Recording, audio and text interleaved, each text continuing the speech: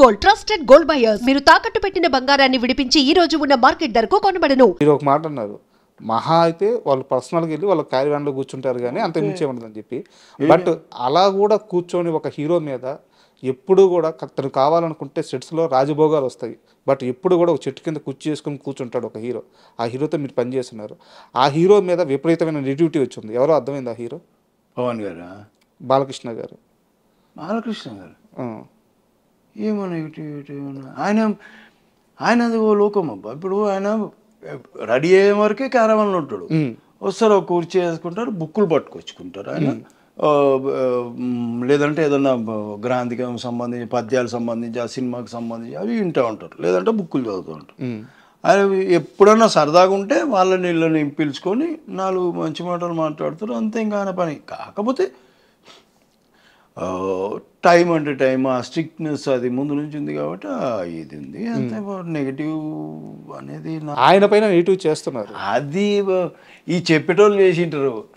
Negative చేసేది కాదు, ఆయన పద్ధతిలో ఆయననే ఉంటారు. ఆయన ముందు నుంచి ఎట్లనో ఇప్పుడు అట్లానే ఉంటారు. కాకపోతే వీళ్ళకి నచ్చక ఏదో చెప్పింటారు అంతే. వీళ్ళకి ఆ బిహేవియర్ నచ్చక, వీళ్ళకి ఏదో నచ్చకనో చేస్తుండొచ్చు. మరి ఎప్పుడు అనిపించలేదు. మరి నేను బాలయ్య బాబు గారితో లెజెండ్లో ఒక పర్లేదు అంటే అక్కడక్కడ కనిపించిన ఆయన కాంబినేషన్లో 3 రోజులు ఏమో ఆ ఫైట్ సీక్వెన్స్లో. అంతకుముందు విజేంద్ర వర్మ అని ఒకటి చేశాను, ఆయన కాంబినేషన్లోనే ఉంటుంది నా సీన్ మొత్తం, ఆయనతోనే డైలాగ్. దాని తర్వాత జయసింహాలో చేసిన నేను, ఆయన one of the friend character చేసిన. మళ్ళీ అఖండాలో చేసిన. అఖండాలో చేసేటప్పుడు ఒకటే సీను, కాకపోతే నాకు ఆయనకి కాంబినేషన్ అవ్వదు. కాకపోతే ఆయన వర్క్ ఏదో ఉంటే అప్పటివరకు తీసిన. నేను అప్పుడు వచ్చిన, మధ్యాహ్నం వచ్చిన, నా విగ్ ఏదో ఇది సెట్ చేసి అంతా చేస్తున్నారు. ఆయన అక్కడ దూరం నుంచి ఉన్నారు, దూరం చూశారు. నేను వెళ్దాము నమస్కారం పెడదామని వెళ్ళేసరికి వేరే వాళ్ళు అన్నారు, ఆయన పద్యాలు వింటున్నాడు వెళ్ళకు అన్నారు. కానీ ఆయన దూరం నుంచి గమనించిండు. నేను నా ఎదవమో మాటం కాకపోతే దూరం నుంచి అని ఇట్లా అనొచ్చు కదా, నేను అనలే. నేను దగ్గర పోయి పలకరిద్దాం అనేది నా ఉద్దేశం ఉంది. వీళ్ళేమో పద్యాలు వింటుండు కదా, ఆయన ఆ మూడ్లో ఉన్నారేమో, అటు ఇటు చూస్తున్నట్టున్నారు. నేను డిస్టర్బ్ చేయడం ఎందుకని నేనున్నా. వీళ్ళు ఎందుకంటే నా మైండ్లో వేసి పెట్టిండ్రు, వీళ్ళు ఆయన దగ్గర పద్యాలు ఇది ఉన్నానా, ఇది ఫిక్స్ అయ్యిందనా.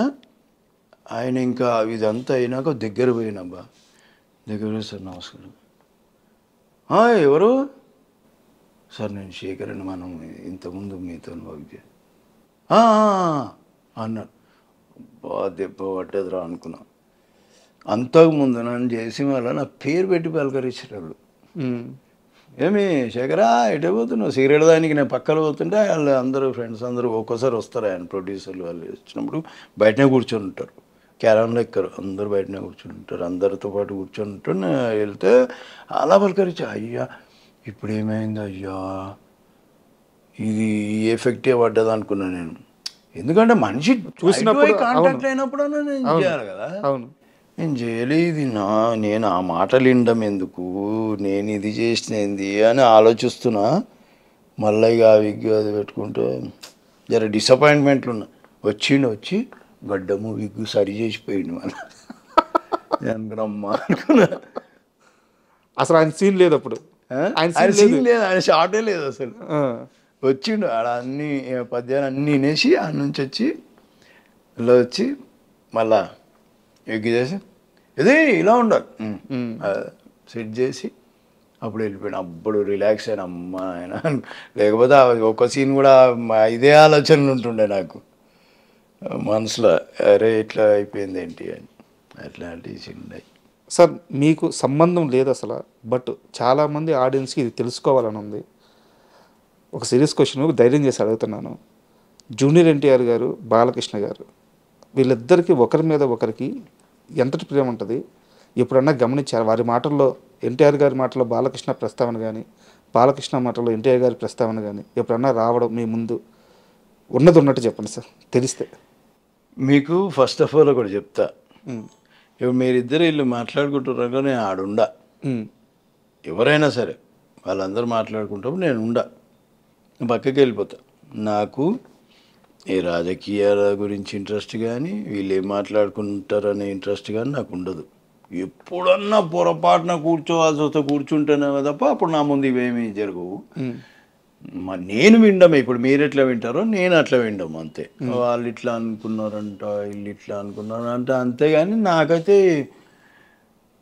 ఇప్పుడు మీకెంత తెలుసో నాకంతే తెలుసు దాని గురించి. ఎందుకంటే మనము ఇప్పుడు ఇట్లా అంటా కదా, నేను ఎవరితో తారక్తో ఎవరితో అంత లేదు, నేను అలా మాట్లాడలేను.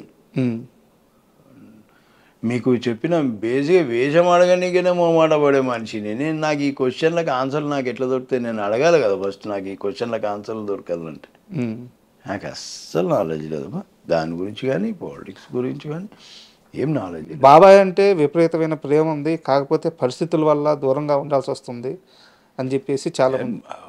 నేను తారక్ని ఫస్ట్ టైం చూసింది ఎక్కడంటే